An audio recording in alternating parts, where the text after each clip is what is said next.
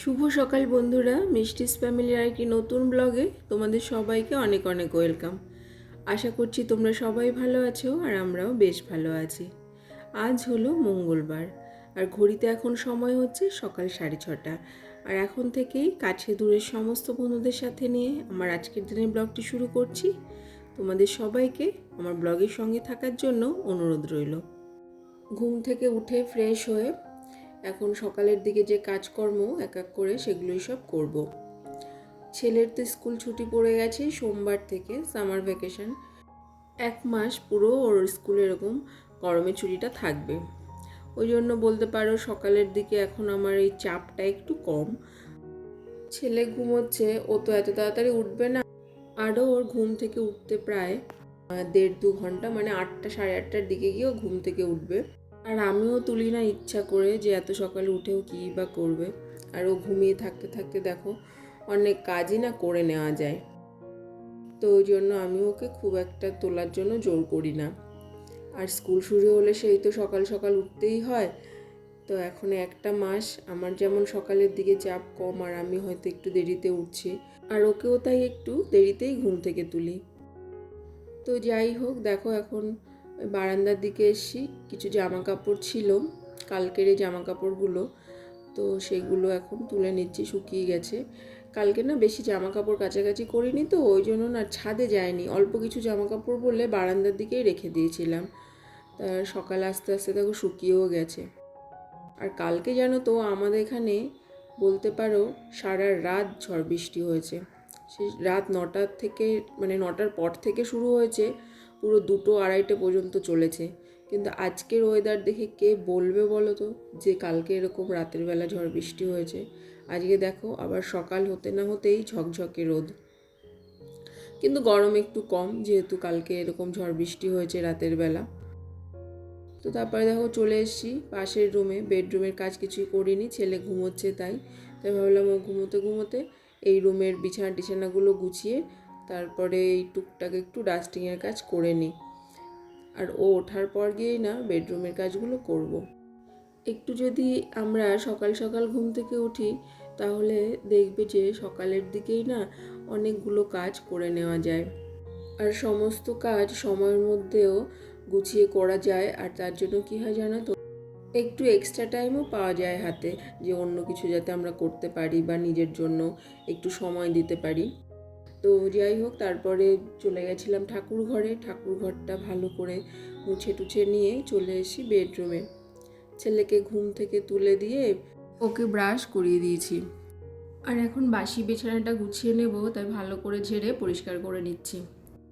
আমার যদি সকালের দিকে সেরকম কোনো তাড়া না থাকে তাহলে বাসি বিছানা টিছানা গুছিয়েই তারপরে অন্যান্য কাজে হাত দিই। ঘরের বিছানাপত্র যতক্ষণ না আমি এরকম টান টান করে গোছাতে পারছি ততক্ষণ না আমার যেন ভালো লাগে না। মনে হয় যেন না আমার কোনো কাজই করা হয়নি। আর ঘরটাও না দেখতে বড্ড এলোমেলো লাগে, সে যতই আমি অন্য সব কিছু গুছিয়ে রাখি না কেন। তো যাই হোক, এখন দেখো ছেলেকে খাওয়াবো, তাই ওর খাবারটা রেডি করে নিচ্ছি। এখানে ওর জন্য সেরিগুলোটা আমি গরম জল দিয়ে ভালো করে গুলে নিলাম। এর মাঝখানে রান্নাঘরে গেছিলাম, জল গরম করে নিয়ে এসেছি। আর ওর খাবারটা রেডি করে নেওয়ার সাথে সাথে আমিও 2টো টোস্ট বিস্কুট খেয়ে নেব, কারণ এখন যদি না খাই আবার টিফিন করতে অনেকটা দেরি হয়ে যাবে। আর উঠেছি তো অনেকটা সকালে, তারপরে এই কাজ সে কাজ, খিদে তো পেয়েই যায় বলো। আমার তো সারাদিন কেটেই যায় এইভাবে, আমার ছেলেকে নিয়ে আর ঘর সংসারের কাজকর্মগুলো নিয়ে। আর সংসারের কাজকর্ম এটা তো একটার পর একটা চলতেই থাকে, সব দিকেই সমানভাবে নজর দিয়ে সব কিছু গুছিয়ে রাখতে হয়। তো ছেলেকে খাওয়ানোর পরে এখন সোফাটা একটু ঝেড়ে পরিষ্কার করে নেব। এই কাজটা আমি প্রতিদিন করি। আর আমার ছেলে কি করে জানো তো, এই সোফার উপরে দাঁড়িয়ে জাম্প করবে, তারপরে খেলাও করবে ওর উপরে বসে, সেজন্য নোংরাটাও বেশি হয়। বাচ্চা ঘরে থাকলে তো এমনিতেই জিনিসপত্র বেশি অগুছানো থাকে, মানে এলোমেলো থাকে, তো সেটাকেও দেখে ঠিকঠাক করে গুছিয়ে রাখতে হয়। সংসারে তো অনেক কাজকর্ম আমাদের থাকে, আর সেই কাজকর্মের ফাঁকে ফাঁকেই না আমাদের এই ঘর গোছানোর কাজটাও সময় দিয়ে করে নিতে হয়। আর আমার এই অগোছানো বা এলোমেলো অপরিষ্কার ঘরবাড়ি একদমই পছন্দ নয়। তাই আমি যখন চোখের সামনে দেখি যে জায়গার জিনিস জায়গায় নেই, যে জিনিসটা আমি যেখানে রেখেছি সেখান থেকে আমার ছেলে হয়তো এদিক ওদিক করে রেখেছে বা কোনো কারণে হয়তো সেই জিনিসটা সেখানে নেই, তা সেটা যখন আমি আমার চোখের সামনে দেখি সাথে সাথেই না আমি গুছিয়ে সেটা রেখে দিই। তো এদিকে দেখো ঘরটার ঝাড়ু দেওয়া হয়ে গেছে, আর তারপরে চলে এসেছি বাথরুমে কয়েক বালতি জল ভরে রাখবো দুপুরে স্নানের জন্য। কিচেনে যাওয়ার আগে এরকম কিছু কিছু কাজ আমাকে গুছিয়ে করে রেখে যেতে হয়। তো এসছি নিচে, আর এখন একটু দুধ চা করে নিলাম, আর তার সঙ্গে আছে পাউরুটি। এটাই আজকের সকালের ব্রেকফাস্ট। আগে না প্রায় দিনই এটাই খেতাম, কিন্তু যেদিন থেকে ধরো সকালবেলা চা খাওয়াটা বন্ধ করেছি, এই টিফিনটা আমার করাই হয় না। তো আজকে ভাবলাম যে না, এটা দিয়ে আজকে ব্রেকফাস্টটা সারি, নাহলে বেশিরভাগ দিন তো ওই মুড়ি তরকারি বা ডাল মুড়ি এটা সেটা দিয়ে খেয়ে নিই। তো এটা খেয়ে নেবো, আর তারপরে দুপুরে রান্না বসাবো। ভাতটা বসিয়ে দিচ্ছি, আর পাশের ওভেনটায় একটু সয়াবিন সেদ্ধ করে নেব। প্রায় দিনই তো মাছটা যেটা সেটা খাচ্ছি, তা সয়াবিন খেতে আমার বেশ ভালোই লাগে। ওই জন্য আজকে বাবাকে বলেছিলাম যে আজকে আর মাছ এনো না, সয়াবিন করব, ডিম সয়াবিন। 2 প্যাকেট সয়াবিন এখানে সেদ্ধ করে নিচ্ছি, একটু বেশি করেই করছি, মানে দুপুরেও হয়ে যাবে রাতেও হয়ে যাবে। আর সয়াবিন দিয়ে যেমন ভাত খেতেও ভালো লাগে, তেমনি রুটি খেতেও ভালো লাগে। সয়াবিনটা সেদ্ধ করার পরে ডিমটাও সেদ্ধ করে নিলাম, আর তারপর সব ধরনের মশলা যা যা লাগে সয়াবিনে, এটাই তো অনেকটা মশলা লাগে, প্রায় চিকেনে যেরকম করে রান্না করতে হয় চিকেনটা সেইভাবেই করতে হয়। তা সব মশলা রেডি করে এখন সয়াবিনটা ভালো করে কষিয়ে নিয়ে রান্না করে নিলাম। আর করছি ডালের বড়া। এখানে আছে মুসুর ডাল বাটা, এটা কালকে সন্ধ্যাবেলায় না মিক্সিতে পেস্ট করে রেখে দিয়েছিলাম। তার সঙ্গে একটু পেঁয়াজ লঙ্কা আর নুন হলুদ মিশিয়ে ডালের বড়াগুলো ভেজে নিচ্ছি। ও সামান্য চালের গুঁড়ো দিয়েছি, এটা আমি বলতে ভুলে গেলাম। চালের গুঁড়োটা মিক্সড করার জন্য বড়াগুলো বেশি মুচমুচে হয়। তো মাছ তো প্রতিদিনই খাওয়া হয়, মাঝে মধ্যে যেন তো এরকম একটু খেতে ইচ্ছা করে। আর সকালের দিকে তো মা ডাল ভাজা এগুলো করেই রেখেছে। আর বড়াগুলো না আমি এখন খুব বেশি লাল লাল করে ভাজিনি, এটা ডবল ফ্রাই হবে, মানে যখন আমরা দুপুরের খাবারটা খাবো তখন আরেকবার ভেজে নিতে হবে। না হলে কি বলতো, যে এখন বড়াগুলো ভাজলাম আর বড়াগুলো ঠান্ডা হয়ে যাবে, আর ঠান্ডা বড়া খেতে একদমই ভালো লাগে না। তারপরে এই যে এখন এইসব ক্লিনিংয়ের কাজগুলো করে নেব, যেটা আমার ডেলি রুটিনের মধ্যেই পড়ে। অল্প কিছু বাসন আছে সেগুলো সব ধোবো, আর তারপরে দেখো এখন এই যে আম কেটে নিচ্ছি। আমের সিজন আসলে আমার বাড়িতে মানে প্রতিদিনই আম খাওয়া হয়। আম সব সময় ফ্রিজে থাকে, আর কেউ খাক না খাক আমি অন্তত খাই। আমার আম ভীষণ পছন্দ, প্রতিদিনই আম খেতে হবে, কোনো কোনো দিন তো 2-3টেও খেয়ে ফেলি। তো এখানে দেখো একটা মৌসম্বি লেবু আর 3-4টে মতো আম কেটে নিয়েছি বাড়ির সবার জন্যই, বাবা মাকে দিয়ে, আর কয়েক পিস আমাদের জন্য নিয়ে ওপরে চলে এসেছি।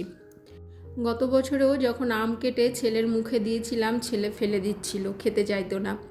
তো এবার দেখি আমটা যখন ওকে দিয়েছি, এর আগেও দিয়েছি 2-3 দিন, খুব ভালোবেসে খেয়েছে। আসলে বড় হচ্ছে, ওর খাওয়ার টেস্টও চেঞ্জ হচ্ছে। তো ওকে খাওয়ানোর পরে স্নান টান করিয়ে দিয়েছি, আর এখন আমি কিছু কাজ বাকি ছিল সেগুলোই করব। সকালের দিকে তো এই সমস্ত ডাস্টিংয়ের কাজ করিনি, অন্য অন্য কাজ করতে করতে না সময়টা হয়ে যাচ্ছিলো, তাই ভাবলাম যে না, কিচেনে গিয়ে আগে রান্নাবান্নায় সেরে নিই। গরমের দিন বেশি বেলা করে কিচেনে থাকলে না, মানে রান্নার কাজ করলে কষ্টটা তো আমারই বেশি হবে। তাই রান্নাবান্নার শেষে সব কাজ গুছিয়ে তারপরে আবার এসছি, স্নান করতে যাব, তার আগেই এই ডাস্টিংয়ের কাজ যেগুলো বাকি ছিল সেগুলোই করছি। বাড়িঘর সুন্দর করে গুছিয়ে রাখতে গেলে আর পরিষ্কার পরিচ্ছন্ন রাখতে গেলে ঘরে যে সমস্ত জিনিসপত্র আছে প্রত্যেকটা জিনিসের প্রতিই না সমান খেয়াল রাখতে হয়, যে কখন কোন জিনিসটা পরিষ্কার করা প্রয়োজন, কখন কোনটা অগোছালো থাকছে সেটা একটু ঠিকঠাক করে রাখা। এই জন্য সব দিকেই সমানভাবে নজরটা দিতে হয়। আমাদের যদি সময় হাতে থাকে তাহলে প্রতিদিনই যদি এরকম করে ডাস্টিংয়ের কাজগুলো করতে থাকি, একদিনে তো সম্ভব নয়, মানে প্রতিদিন অল্প কিছু কিছু করে করতে থাকি, তাহলে দেখব যে সব কিছুই সুন্দর পরিষ্কারও আছে আর সাজানো গোছানোও আছে। আমি এই টেকনিকটা আমার কাজে মানে আমি ফলো করি, যার জন্য মোটামুটি পরিষ্কার পরিচ্ছন্ন সব কিছু রাখতে পারি। প্রত্যেকটা মানুষেরই কাজের ধরন কিন্তু আলাদা, তাই নিজের সংসারের সমস্ত কিছু গুছিয়ে ঘরবাড়ি সুন্দর গুছিয়ে রাখার জন্য এক একজন এক এক রকমভাবে টেকনিক ফলো করে সে কাজগুলো করে। আমি যেভাবে কাজ করি আমি সেটাই তোমাদের সঙ্গে শেয়ার করলাম। স্নান সেরে তারপরে দেখো চলে এসেছি এই যে ফুল তুলতে। একটা জবা হয়েছে খুব সুন্দর। এই আমাদের না আগে একটা বড় জবা গাছ ছিল, কিন্তু গাছটায় পোকা লেগে যাওয়ার জন্য গাছটা কেটে ফেলতে হয়েছে। তাই সে লাল জবাগুলো এখন আর পাই না। আর এই আমার বারান্দায় এই একটা জবা ফুল দেখলাম হয়েছে, তাই এটাই তুলে নিলাম পুজো দেওয়ার জন্য। এখন আর খুব বেশি ফুল পাই না বলে বৃহস্পতিবার বুধবার বা মাঝে মধ্যে বাজার থেকেই না ফুল কিনে আনি পুজো করার জন্য। অনেক ফুল দিয়ে ঠাকুরের আসনটা সাজালে ভীষণ ভালো লাগে দেখতে, কিন্তু আজকে খুব বেশি ফুল ছিল না। দুপুরের খাওয়া দাওয়া শেষে চলে এসেছি। আর এখন এই যে জামা কাপড়গুলো, এগুলো সকালবেলা তুলে রেখেছিলাম, কিন্তু তারপরে আর ভাঁজ করে রাখা হয়নি। এ কাজ সে কাজে ভুলেই গেছিলাম। তো দুপুরে খাওয়ার পরে যখন এসেছি শুতে যাব, তা ভাবলাম যে তার আগে কাজটা করে যাই। কারণ একবার না ছেলেকে নিয়ে যদি শুয়ে পড়ি ঘুমিয়েই পড়বো, আর তখন হয়তো টাইমটাও বেশি হয়ে যাবে, আর তখন এই কাজ করাই হবে না। তাই এগুলো এখন ভাঁজ করে রাখলাম। আর দেখো আমি না শুলে আমার ছেলে তো ঘুমোবে না, আর আমি এখানে কাজ করতে এসেছি, ও আমার পেছন পেছন এসে এই ঘরে এটা সেটা নিয়ে খেলা শুরু করে দিয়েছে। এই জন্য তো আমি বলি যে বাচ্চারা ঘুমিয়ে থাকলে ঠিকঠাকভাবে কাজ করা যায়, আর না হলে মাঝে মধ্যে তো কাজের মাঝখানে এসেই এরকম করবেই। তো ওকে পাশের রুমে পাঠিয়ে দিলাম, আর আমার কাজগুলো সব কমপ্লিট হয়ে গেছে। জামা কাপড়গুলো যেখানে যেটা থাকার সেখানে সব কিছু রেখে দিয়ে এখন আমিও যাব, ওকে ঘুম পাড়াতে হবে, আমারও একটু রেস্টের দরকার। সেই সকাল 6:30 থেকে মানে ঘুম থেকে ওঠার পর থেকে তো চলছে ননস্টপ একের পর এক কাজ। তো এখন 1 ঘন্টা মতো ঘুম আমার ভীষণভাবে দরকার, এটা আমার কাজে এনার্জি যোগায়। তো বন্ধুরা, আজকের মতো তোমাদের সঙ্গে ভিডিওটি এই পর্যন্ত শেয়ার করছি। আশা রাখছি যে তোমাদের আমার ভিডিও ভালো লেগেছে। তো যদি ভালো লাগে তোমরা সবাই প্লিজ আমার পাশে থেকো, তোমাদের ভালোবাসা দিও। দেখা হচ্ছে আবার নেক্সট ব্লগে একটা নতুন দিনের সাথে। তোমরা সবাই ভালো থেকো, সুস্থ থেকো, সবাইকে টাটা।